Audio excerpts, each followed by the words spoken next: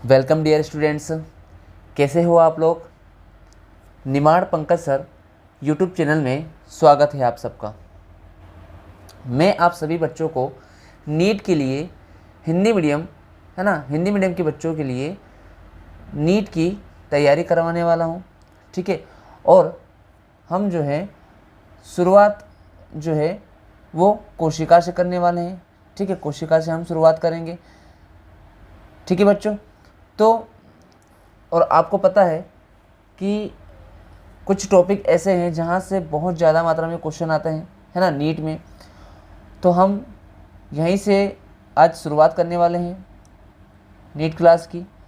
ठीक है, और अगर आप 2024 की प्रिपरेशन कर रहे हो तो जो इम्पोर्टेंट टॉपिक है बायो के, ठीक है, आप उन्हीं को अच्छे से कवर कर लें।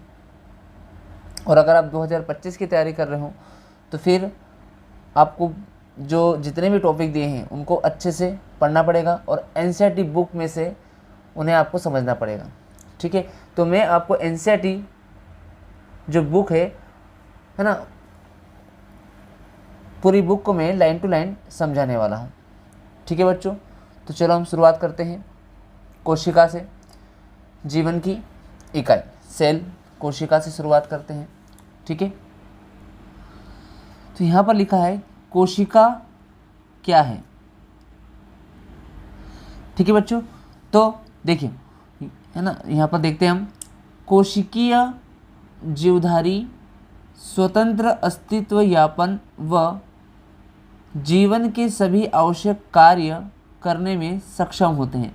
मतलब जो कोशिका होती है ना, चाहे वो एनिमल सेल हो, जंतु कोशिका हो या पादप कोशिका हो, है ना, ये कोशिकाएं क्या करती हैं, स्वतंत्र अस्तित्व यापन करती है और जीवन के सभी आवश्यक कार्य करने में सक्षम होती हैं। है ना, जितनी भी कोशिकाएं हैं वो अपना कार्य स्वयं करती हैं, है ना। वैसे अगर देखा जाए तो एक कोशिकीय अगर जो जीव है ना, उनमें भी सारी क्रियाएं होती हैं, और जो बहुकोशिकीय जीव है उनमें भी बहुत सारी क्रिया होती है। भी देखेंगे हम, है ना, कि कौन कौन से कार्य करते हैं ये। फिर आगे क्या लिखा है, कोशिका के बिना किसी का भी स्वतंत्र जीव अस्तित्व नहीं हो सकता है ना, क्योंकि जो शरीर है वो किससे मिलकर बना हुआ है, कोशिकाओं से मिलकर बना हुआ है ना, सेल से मिलकर बना हुआ है। चाहे वो प्लांट हो चाहे वो एनिमल हो, तो सभी का शरीर किससे मिलकर बना हुआ है, कोशिकाओं से मिलकर बना है। इस कारण जीव के लिए कोशिका ही मूलभूत क्या है, संरचनात्मक और क्रियात्मक इकाई होती है। बहुत इंपॉर्टेंट पॉइंट है। ठीक है, मतलब यहाँ पर जो कोशिका है ना, वो क्या है, शरीर के लिए, हमारे शरीर के लिए संरचनात्मक और क्रियात्मक इकाई है ना। जो शरीर है, शरीर की संरचना किसने बनाई है, कोशिका ने बनाई है ना। और जितनी भी क्रियाएं हो रही है शरीर में वो सब किसकी वजह से हो रही है, कोशिकाओं की वजह से हो रही है। ठीक है, अब देखो आगे और देखते हैं। यहाँ पर क्या लिखा है, एंटोन वॉन लीवेन हॉक ने पहली बार कोशिका को देखा था। ठीक है, देखो मैं आपको एक बात और बता देता हूँ कि यहाँ पर जैसे अगर हम कोशिका की बात करें तो सेल की खोज किसने की थी, तो यहाँ पर रॉबर्ट हुक है, रॉबर्ट हुक ने खोज की थी। ठीक है, इसको याद रखना। कब की थी, 1662 में की थी, ये भी याद रखना है आपको, है ना। किस में की थी, कार्क में की थी, कार्क लकड़ी में की थी, है ना। उसके बाद यहाँ पर और क्या बात है कि जब कार्क लकड़ी में देखा तो उन्हें कैसी संरचना दिखाई दी, इस प्रकार से संरचना दिखाई दी, जैसे मधुमक्खी के छत्ते में जिस प्रकार से संरचना होती है ना। तो इसका नाम सेला नाम रख दिया, है ना। खाली कमरा है, ये खाली स्थान है, इसका नाम सेला रख दिया। तो यहाँ पर ये चीज़ें भी याद रखना है। और इसके चारों तरफ क्या पाई जाती है, कोशिका भित्ति पाई जाती है, सेलवाल पाई जाती है, तो सेलवाल पाई जाती है, कोशिका भित्ति पाई जाती है। इन सब की खोज किसने की थी, रॉबर्ट हुक ने। और ये सारी की सारी जानकारी एक बुक में लिखी थी जिसका नाम है माइक्रोग्राफिया, माइक्रोग्राफिया। इस प्रकार से आपको यहाँ पर थोड़ा सा बेसिक चीज़ें आपको याद होना चाहिए। ठीक है, उसके बाद यहाँ पर आते हैं एंटोन वॉन लीeuwenhoek ने पहली बार कोशिका को देखा, वह इसका वर्णन किया। अच्छा, इन्होंने भी कोशिका को देखा था, लेकिन ये जो कोशिका है ना, ये कोशिका जो है ये मृत कोशिका है। अब आपको यहाँ से क्वेश्चन किस प्रकार से आ सकता है कि भाई मृत कोशिका की खोज किसने की, तो वो कौन है, रॉबर्ट हुक है। सेल वॉल की खोज किसने की, रॉबर्ट हुक ने की, है ना। सेल का नाम किसने दिया, रॉबर्ट हुक ने दिया। माइक्रोग्राफिया बुक किन्होंने लिखी है, रॉबर्ट हुक ने लिखी है। तो ये नॉर्मल से आपको जानकारी होना चाहिए। ठीक है, तो अब यहाँ पर एंटोन वॉन लीeuwenhoek है, इन्होंने जीवित कोशिकाओं को, लीeuwenhoek ने जीवित कोशिका को देखा, है ना, जीवित कोशिका। और जीवित कोशिका मतलब यहाँ पर जीवित कोशिका को देखा, तो जीवित कोशिका को जब देखा उन्होंने किस में देखा, इलेक्ट्रॉन सूक्ष्मदर्शी में देखा था, है ना, जीवित कोशिका को देखा था। और जब देखा जीवित कोशिका को तो उन्होंने नाम दे दिया था उसका जीवाणु। क्या नाम दिया था भाई, जीवाणु नाम दिया था। ठीक है, तो जीवाणु की खोज का श्रेय किसको जाता है, एंटोन वॉन लीeuwenhoek को। जीवाणु के साथ साथ इन्होंने आरबीसी की भी खोज की है ना, आरबीसी की खोज की है। इन्होंने प्रोटोजोआ की खोज की है, प्रोटोजोआ मतलब जैसे कि अमीबा है, पैरामीशियम है, यूग्लिना है, एक कोशिकीय जीवों की भी इन्होंने खोज की है। ठीक है, फिर माइक्रोस्कोप की भी इन्होंने खोज की है। तो ये सब सारी की सारी चीज़ें आपको याद रखना है। ठीक है बच्चों, तो यहाँ पर कोशिका की विस्तृत संरचना का अध्ययन किया किन्होंने, एंटोन वॉन लीeuwenhoek ने। तो चलो हम आगे देखते हैं। हम देखो बच्चों, कोशिका की खोज किसने की, अभी हमने देख लिया। ठीक है, मृत कोशिका की खोज किसने की और जीवित कोशिका की खोज किसने की। अब हम क्या देखने वाले हैं, कोशिका सिद्धांत। तो आपको यहाँ पर याद रखना है कि जो कोशिका सिद्धांत है ये किन्होंने दिया था, स्लीडेन है ना, वह स्वान ने दिया था। स्वान ने कब दिया था, ये दिया था 1838 से 1839 में दिया था। ठीक है, इसे याद रखना है आपको। अब हम इसे देखते हैं। देखो क्या लिखा है, 1838 में जर्मनी के वनस्पति वैज्ञानिक मैथियस स्लाइडेन ने बहुत सारे ये इन्हीं का नाम है ना, स्लीडेन बोलते हैं इसको, ने बहुत सारे पौधों के अध्ययन के बाद पाया कि ये पौधे विभिन्न प्रकार की कोशिकाओं से मिलकर बने होते हैं। मतलब कहने का अर्थ है जितने भी पौधे हैं, है ना, जितने भी प्लांट हैं, ये सब किससे मिलकर बने हैं, कोशिकाओं से मिलकर बने हुए हैं।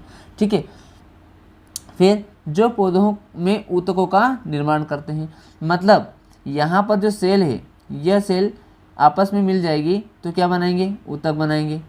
ठीक है, क्या बनाते हैं, ऊतक। और सेल और ऊतक मिलकर क्या बनाते हैं, नया पौधा बना देते हैं, है ना, प्लांट का निर्माण कर देते हैं। फिर आगे लिखा है, अच्छा ये जो स्लीडेन है ये कौन से वैज्ञानिक हैं, ये हैं वनस्पति वैज्ञानिक। कौन, स्लीडेन कब आए थे, 1838 में। ठीक है, कौन से वैज्ञानिक हैं, वनस्पति वैज्ञानिक है। ठीक है, ये चीज़ें याद रखना आपको। फिर लगभग इसी समय 1839 में एक ब्रिटिश प्राणी वैज्ञानिक, है ना, थियोडोर स्वान, मतलब यहाँ पर 1800 जो स्वान नाम के वैज्ञानिक थे, ये कब आए थे, 1839 में। इसी समय वो भी रिसर्च कर रहे थे। ठीक है, प्राणी वैज्ञानिक, ठीक है, कौन थे, स्वान ने विभिन्न जंतु कोशिकाओं के अध्ययन के बाद, है ना, पाया कि कोशिकाओं के बाहर एक पतली परत मिलती है जिसे आजकल जीवद्रव्य झिल्ली कहते हैं। मतलब यहाँ पर इन्होंने किसकी खोज की, मतलब ये कौन से वैज्ञानिक थे, प्राणी वैज्ञानिक थे, है ना, मतलब जो जंतु कोशिका है ना, या एनिमल सेल है, जंतु कोशिका या जंतु कोशिका वैज्ञानिक थी ये, है ना। तो अब यहाँ पर इन्होंने खोज की और ये पता लगाया कि कोशिका के चारों तरफ क्या पाई जाती है, झिल्ली पाई जाती है। इस प्रकार से पता लगाया। ठीक है, किन्होंने पता लगाया, स्वान ने पता लगाया, वही है जीवद्रव्य झिल्ली कहते हैं। इस वैज्ञानिक ने पादप ऊतकों के अध्ययन के बाद पाया कि पादप कोशिकाओं में कोशिका भित्ति मिलती है है ना। मतलब इन्होंने भी बता दिया था कि भैया जो प्लांट हैं उनमें कोशिका भित्ति भी मिलती है, जो इसकी विशेषता है। उपरोक्त आधार पर स्वान ने अपनी परिकल्पना रखते हुए बताया कि प्राणियों और वनस्पतियों का शरीर कोशिकाओं और उनके उत्पादों से मिलकर बना है। मतलब इन्होंने क्या बताया, इन्होंने ये कहा कि जो जंतु हैं या प्लांट्स हैं, है ना, जो पौधे हैं, इनका शरीर किससे मिलकर बना है, इनका शरीर मिलकर बना है सेल से, ये कहा, और उनके उत्पादों से। ठीक है, यहाँ पर ये पॉइंट याद रखना आपको, शरीर किससे मिलकर बना है, प्राणियों का शरीर और वनस्पतियों का शरीर कोशिकाओं और उनके उत्पाद से मिलकर बना हुआ है। ठीक है, स्लाइडेन व स्वान ने संयुक्त रूप से कोशिका सिद्धांत को प्रतिपादित किया। अभी मैंने आपको बताया था कि कोशिका सिद्धांत किसने दिया, स्लाइडेन और स्वान ने दिया, यहाँ पर दिया है। यद्यपि इनका सिद्धांत यह बताने में असफल रहा कि नई कोशिकाओं का निर्माण कैसे होता है। मतलब भाई एक कोशिका है, ठीक है, वो तो ठीक है, हमने देख लिया भाई एक कोशिका है, लेकिन एक कोशिका से दूसरी कोशिका का निर्माण कैसे होता है ना, शरीर कैसे बना है, वो तो आपने बता दिया कि भाई जो पौधों का जो शरीर होता है, प्लांट का शरीर होता है, जंतु का शरीर होता है ना, वो कोशिकाओं से मिलकर बना है, ऊतकों से मिलकर बना है। लेकिन कोशिकाएं विभाजन कैसे करती है और नई कोशिकाएं कैसे उत्पन्न होती है, बनती कैसे है, इसके बारे में बता नहीं पाए। फिर कौन आए, फिर आए रुडोल्फ विर्चो, और ये कब आया, 1855 में। और इन्होंने स्पष्ट किया कि कोशिका विभाजित होती है और नई कोशिकाओं का निर्माण पूर्व स्थित कोशिकाओं के विभाजन से होता है। बहुत इंपॉर्टेंट लाइन है यहाँ पर, पूर्व स्थित कोशिकाओं के विभाजन से होता है। मतलब कि यहाँ पर अगर एक कोशिका है ना, ये पुरानी कोशिका है, तो इसी कोशिका से पूर्व स्थित कोशिकाओं से पूर्व स्थित कोशिकाएं ही क्या करती है, विभाजन करती है ना। पहले केंद्रक विभाजित होगा, फिर केंद्रक के बाद कोशिका द्रव्य विभाजित होता है। इस प्रकार से एक कोशिका से कितनी कोशिकाएं बन जाती हैं, 2 कोशिकाएं बन जाती हैं। तो कहने का अर्थ क्या है यहाँ पर कोशिका, एक कोशिका से दूसरी कोशिका किससे बनती है, विभाजन के द्वारा, और पुरानी कोशिका से ही नई कोशिका का निर्माण होता है। इसी को हम बोलते हैं ओमनिस सेलुला ई सेलुला बोलते हैं लैटिन भाषा में। ठीक है, पूर्व स्थित कोशिका से नई कोशिका का निर्माण होना क्या कहलाता है लैटिन भाषा में, ओमनिस सेलुला ई सेलुला। इन्होंने स्लाइडेन व स्वान की कल्पना को रूपांतरित कर नई कोशिका सिद्धांत को प्रतिपादित किया। प्रश्न आया कि नई कोशिका सिद्धांत किस वैज्ञानिक ने दिया, नई कोशिका सिद्धांत किस वैज्ञानिक ने दिया, तो दिया था रुडोल्फ विर्चो ने दिया था। ये याद रखना आपको। ठीक है, और इनके कुछ पॉइंट भी दिए हुए हैं यहाँ पर, जैसे कि सभी जीव कोशिका व कोशिका उत्पाद से बने होते हैं, ये तो स्लाइडेन और स्वान ने बोल दिया था। फिर सभी कोशिकाएं पूर्व स्थित कोशिकाओं से निर्मित होती, मतलब पुरानी कोशिकाओं से ही नई कोशिकाएं बनती, यह भी रुडोल्फ विर्चो ने बोल दिया। ठीक है, तो हमने यहाँ पर जितनी भी जानकारी थी, इंपॉर्टेंट जानकारी थी, हमने कोशिका सिद्धांत से रिलेटेड सब पढ़ लिया है। ठीक है बच्चों, तो हम अब आगे देखते हैं। चलो बच्चों तो देखते हैं हम कोशिका का समग्र अवलोकन, है ना।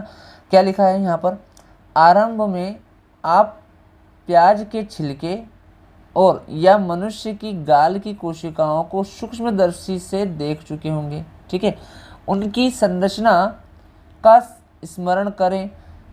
प्याज की कोशिका जो एक प्रारूपी पादप कोशिका है, जो प्याज की कोशिका है वो क्या है, पादपी कोशिका है ना, पादपी कोशिका है, जिसकी बाहरी सतह पर एक स्पष्ट कोशिका भित्ति पाई जाती है। अभी हमने कहा जो प्लांट होते हैं, जो पादप होते हैं, उनकी कोशिका के चारों तरफ क्या पाया जाता है, सेलवाल पाई जाती है, कोशिका भित्ति पाई जाती है। ठीक है बच्चों, क्या पाई जाती है, कोशिका भित्ति, सेलवाल पाई जाती है। और ये सेलवाल किसकी बनी हुई होती है, सेल्यूलोज की बनी हुई होती है, सेल्यूलोज की बनी हुई होती है। वह इसके ठीक नीचे कोशिका झिल्ली पाई जाती है। मतलब अगर मैं यहाँ पर पादप कोशिका बनाता हूँ, ठीक है, प्लांट कोशिका बनाता हूँ, तो इसके चारों तरफ क्या पाई जाती है, सेलवाल पाई जाती है ना। और सेलवाल के बाद यहाँ पर ये वाली जो परत है, इसको हम बोलते हैं सेल मेम्ब्रेन बोलेंगे, है ना। मतलब यहाँ पर कोशिका झिल्ली भी पाई जाती है। ठीक, फिर मनुष्य की गाल की कोशिका के संगठन में बाहर की तरफ केवल एक झिल्ली संरचना निकलती दिखाई पड़ती है। प्रत्येक कोशिका के भीतर एक सघन झिल्ली युक्त संरचना मिलती है, जिसे क्या कहते हैं, केंद्रक कहते हैं। भाई इसी के अंदर एक सघन संरचना मिलती है जिसे हम क्या कहते हैं, केंद्रक कहते हैं। इस केंद्रक में गुणसूत्र क्रोमोसोम होता है। मतलब मान लो ये मैंने केंद्रक बनाया, केंद्रक के अंदर ही यहाँ पर क्या पाए जाते हैं, गुणसूत्र धागीनुमा संरचना पाई जाती है, जिसको हम क्या बोलते हैं, गुणसूत्र बोलते हैं, क्रोमोसोम बोलते हैं। ठीक है, ये कौन है, गुणसूत्र है। ठीक है, फिर जिसमें आनुवांशिक पदार्थ कौन होता है, डीएनए होता है। मतलब कि केंद्रक के अंदर भी कौन रहता है, डीएनए रहता है। ठीक है, याद रहेगा बच्चों। ठीक है, जिस कोशिका में झिल्ली युक्त केंद्रक होता है, मतलब कि जो केंद्रक है वो कैसा होना चाहिए, झिल्ली युक्त। मैं केंद्रक की बात कर रहा हूँ ना, ये कोशिका है और कोशिका से मैंने यहाँ पर केंद्रक को ठीक है, यहाँ पर केंद्रक को दर्शाया और केंद्रक के चारों तरफ झिल्ली बना दी है। तो यहाँ पर क्या कहा, जिसमें झिल्ली युक्त केंद्रक नहीं मिलता है। अच्छा, यहाँ पर जिस कोशिका में झिल्ली युक्त केंद्रक होता है झिल्ली युक्त केंद्रक है, उसे कहेंगे यूकेरियोटिक कोशिकांग, है ना। मतलब कि यूकेरियोटिक कोशिकांग कौन कौन से, जैसे मान लो जंतु कोशिकाएं, जंतु कोशिका में भी केंद्रक के चारों तरफ क्या पाई जाती है, झिल्ली पाई जाती है। पादप कोशिका में भी अभी मैंने आपको बताया कि इसमें भी क्या पाई जाती है, झिल्ली पाई जाती है। किसके चारों तरफ, केंद्रक के चारों तरफ। अगर केंद्रक के चारों तरफ झिल्ली है तो उसे हम क्या कहेंगे, यूकेरियोटिक कोशिकांग या कोशिकाएं, यूकेरियोटिक कोशिकाएं। ठीक है, ये कौन सी कोशिकाएं, यूकेरियोटिक, मतलब जंतु कोशिका और पादप कोशिका। यहाँ पर कौन सी कोशिकाएं हैं, यूकेरियोटिक कोशिका है, याद रहेगा। फिर सर प्रोकैरियोटिक कोशिकाएं कौन सी हैं, प्रोकैरियोटिक कोशिकाएं केवल और केवल प्रोकैरियोटिक कोशिकाएं जो होती है वो है जीवाणु में। अभी आगे और आएगा, ठीक है, और अच्छे से एक्सप्लेन करेंगे इसको, देखते हैं आगे। ठीक है, फिर क्या लिखा है, जिसमें झिल्ली युक्त केंद्रक नहीं मिलता। अभी मैंने आपको कहा कि जिसमें झिल्ली युक्त केंद्रक होगा उसे यूकेरियोटिक कोशिकाओं में रखा गया है, कोशिकाओं में रखा गया, और जिसमें झिल्ली युक्त केंद्रक नहीं है उसे कहाँ रखा गया है, प्रोकैरियोटिक कहते हैं। दोनों यूकेरियोटिक व प्रोकैरियोटिक कोशिकाओं में इसके आयतन को घेरे हुए एक अर्धतरल अवयव मिलता है जिसे कोशिका द्रव्य कहते हैं। मतलब यहाँ पर क्या कहना चाह रहे हैं, यहाँ पर ये कहना चाह रहे हैं कि जो कोशिका है, कोशिका के अंदर एक द्रव भरा रहता है। ठीक है, इस प्रकार से क्या भरा रहता है, द्रव भरा रहता है, जिसे हम क्या कहते हैं, कोशिका द्रव्य कहते हैं। इसे हम क्या बोलते हैं, कोशिका द्रव्य कहते हैं, कोशिका द्रव्य। ठीक है फिर दोनों पादप व जंतु कोशिकाओं में कोशिकीय क्रियाओं हेतु कोशिका द्रव्य एक प्रमुख स्थल होता है। कोशिका की जीव अवस्था संबंधी विभिन्न रासायनिक अभिक्रियाएं यही संपन्न होती, मतलब जितनी भी क्रियाएं होती है, रासायनिक क्रियाएं, वो सारी की सारी रासायनिक क्रियाएं कहाँ पर संपन्न होती है, कोशिका द्रव्य में संपन्न होती है। ठीक है बच्चों, फिर आगे देखते हैं। यूकेरियोटिक कोशिका में केंद्रक के अतिरिक्त अन्य झिल्ली युक्त विभिन्न संरचनाएं मिलती है। मतलब कि जो यूकेरियोटिक कोशिका है उसमें केंद्रक के अतिरिक्त और बहुत सारे कोशिकांग हैं जिनके चारों तरफ क्या पाई जाती है, झिल्ली पाई जाती है। अब वैसे कौन से कोशिकांग है जिनके साथ अब झिल्ली पाई जाती है, तो ये है अंतःप्रद्रवी जालिका। देखेंगे कि एक झिल्ली होती है कि डबल झिल्ली होती है इसमें। ठीक है, जिसको हम क्या बोलते हैं, एंडोप्लाज्मिक रेटिकुलम। सूत्रकणिकाएं मतलब माइटोकॉन्ड्रिया कितनी झिल्ली युक्त होता है, एकल झिल्ली युक्त या द्विझिल्ली युक्त होता है, दोहरी झिल्ली युक्त होता है। सूक्ष्मकाय मतलब माइक्रोबॉडी। ठीक है, गाल्जी सामिश्र मतलब गाल्जिकाय, लयनकाय मतलब कि लाइसोसोम, रसधानी।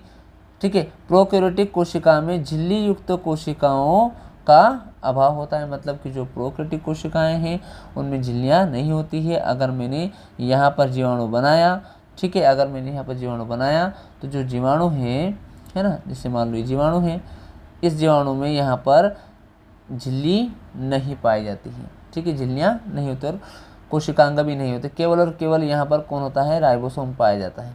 ठीक है, हम आगे पढ़ेंगे इसको। ठीक है बच्चों, यहाँ तक समझ में आया आपको। देखो बच्चों, तो यहाँ पर कुछ संरचनाएं दी हुई है। ठीक है, जैसे कि लाल रुधिर कोशिकाएं, ठीक है, आरबीसी है। फिर श्वेत रुधिर कोशिकाएं, है ना, WBC है, स्तंभाकार कोशिकाएं हैं, फिर उसके बाद यहाँ पर तंत्रिका कोशिकाएं हैं, ठीक है, और यहाँ पर कुछ कोशिकाएं हैं जैसे कि यहाँ पर एक वाहिनिका, है ना, कोशिका है, फिर यहाँ पर मध्योतिकी कोशिका है। इस प्रकार से यहाँ पर कोशिकाएं दी हुई है। इसे हम देखते हैं, आगे पढ़ते हैं। तो यहाँ देखो अब आगे क्या लिखा है, यूकैरियोटिक व प्रोकैरियोटिक दोनों कोशिकाओं में झिल्ली रहित अंगक कौन है, राइबोसोम। मतलब कि यहाँ पर मान लो कि जंतु कोशिका है, ठीक है, और पादप कोशिका है ना। जंतु कोशिका और पादप कोशिका ये दोनों कोशिकाएं कौन सी कोशिका हैं, ये यूकैरियोटिक कोशिकाएं, यूकैरियोटिक कोशिकाएं हैं। इसको आपको याद रखना है, ठीक है। अगर हम प्रोकैरियोटिक कोशिका की बात करें तो जीवाणु आ जाता है इसमें, अभी आगे और आएगा है ना जब हम प्रोकैरियोटिक कोशिका पढ़ेंगे तब।